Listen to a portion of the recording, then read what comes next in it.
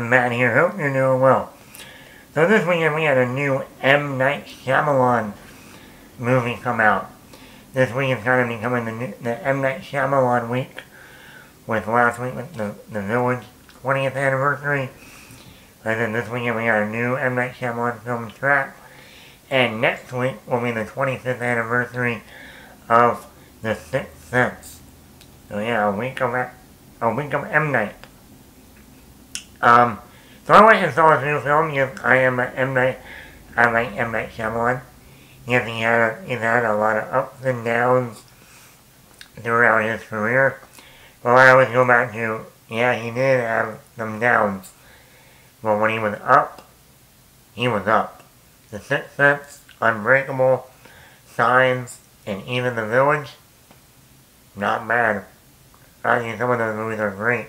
The new film, starring Josh Hartnett, which I was also curious about, because people forget, like, back in the late 90s and early 2000s, Josh Hartnett was the heartthrob of Hollywood. Whether it's Halloween H2O, 40 Days and 40 Nights, The Faculty, Pearl Harbor, Black Hawk Down. I mean, Josh Hartnett was the guy that every Hollywood director wanted, and every female wanted for another reason. And like I said, well, for the most part, when it came to movies, we haven't seen much of Josh Hartnett. And then last year he showed up in Christopher Nolan's Oppenheimer, having a small role in that film. But even then, I was like, he actually stood out in that movie, even with a smaller role. And now he is here starring in an M Night Shyamalan film. And I'm like, whoa, are we about to see the Hartnett assaults? You know, we had the McCann assaults, we had the Reeve assaults, we've had other assaults. Are we about to get the Hartnett assaults? Maybe.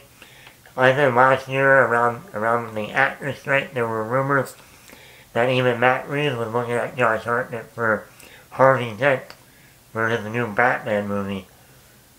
We'll see if that actually ends up happening or not. But I mean, like I said, this could be the Hartnett assaults. And I like the idea.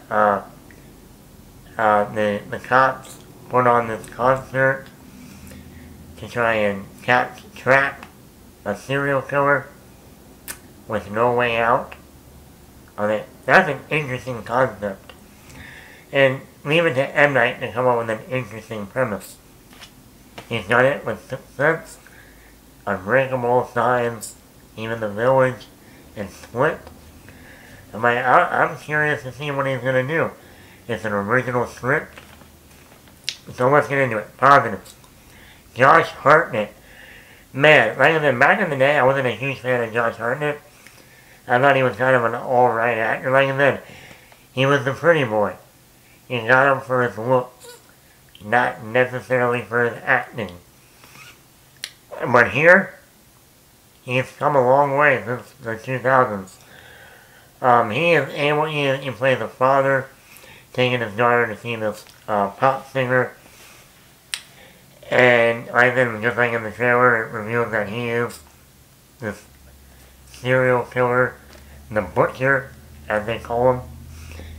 And the way Josh Hartnett can go from being the dad, you know, having a kid, a daughter, going to this concert, being funny, being playful, also having those really cringy dad jokes at the same time, and then completely switch to the serial killer, like creepy, scary, serious. I was like, wow. Like I've said about directors, the one thing when you're a director is to get the best performance out of your actor, and this is by far Josh Hartnett's best performance I've ever seen him in.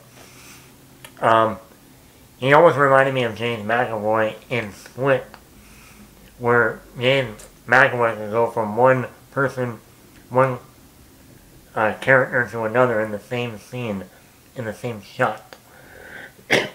And Josh Hartnett can go from being this fun, playful dad, taking his daughter to a concert, having a normal conversation with the person who worked at the concert, to then just being this psycho in a matter of like that.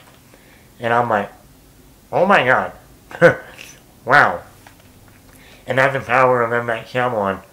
You know, look what he did with The Sixth Sense with Haley Joel Osment, Bruce Willis, Unbreakable, once again Bruce Willis, and the little kid in Unbreakable, Signs, Mel Gibson, Joaquin Phoenix, Abigail Breslin, and one of the Culkin siblings.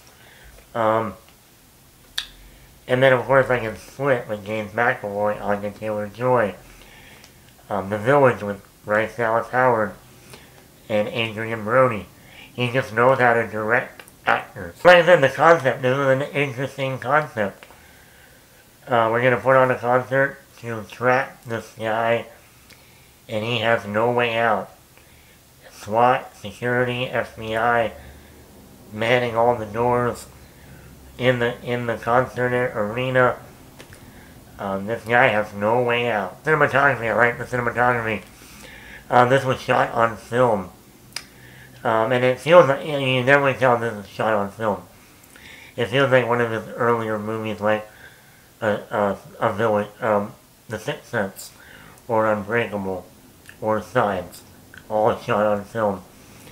And then the lighting, a lot of, using red, blues, and then the coloring. We know that M Night Shyamalan uses color as almost like a character. This one has a lot of reds and a lot of yellows. So yeah, I mean, well done there. And there's a lot of humor in this movie. Like I said, whether it's Josh Hartnett being a playful dad to his daughter, whether it's just other characters making a joke or being funny, there's humor in this movie. My negatives, the pacing. Like the first two acts of this movie are great. But like a lot of M Night Shyamalan films, once we get into the third act, that's where we start to see a little bit of a shaky feel to it. It's not as smooth, you start to see the rough edges starting to form. And I think a lot of that has to do with the pacing once we get in the third act. Kind of slows down. The movie then goes in another area, I'm not going to say where, and you definitely start to see the cracks in the pacing. The moment that happens in the beginning of the third act, that once again also changes the scenery, if you will. And I thought to myself, that would never happen in real life.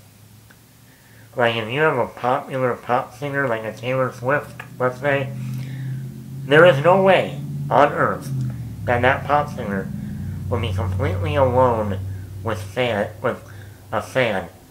Especially a father and a daughter. Another adult. That would never happen. There would be security all the time. And I won't go into more of that. It's just, if you've seen the movie, you'll be like, yeah, that would never happen in real life. Not logical moments in the third act. And that's just one main one. There's also another one later on that I go, okay, that one? No, that wouldn't happen. One of the things I was watching this movie, and I can tell you right now, if Bruce Willis showed up as David Dunn in this movie, I would have easily thought this is another movie in the Unbreakable universe. It isn't. So it's not. No. But this is a movie, it was in Philadelphia, like most of the movies. It takes place in an arena, in a stadium. You're dealing with security guards and everything. And you're dealing with a guy who goes by the code name The Butcher. And it's shot on film. There's all these trappings, no pun intended, that, like I said, if David Dunn, Bruce Willis' David Dunn from Unbreakable, showed up at one point in this movie, I would have been like, yeah, 100%. this feels like this could have been an Unbreakable universe movie. And I actually would not be surprised if we find out down the road that originally it was going to be an Unbreakable movie. But because of Bruce Willis's deterioration with his health, they knew that that could never happen now. This is also Shyamalan. M Night Shyamalan's daughter plays the pop singer in this movie. And then in the third act, we spend a lot more time with her when she's not on stage. When she's on stage in the first two acts, fine, great. But when we start to have more of her in the third act, her dialogue isn't good. That's another M Night Shyamalan thing we deal with a lot with sometimes he writes great dialogue and then sometimes he doesn't. And a lot of her, I don't know if it was her dialogue or her acting, because she's never acted before. And this is one of those moments like Francis Ford Coppola with The Godfather Part 3. Oh, Winona Ryder dropped out. Alright, I'll just cast my daughter Sofia Coppola to play Corleone's daughter. But she's not an actress. I know, but she's my daughter.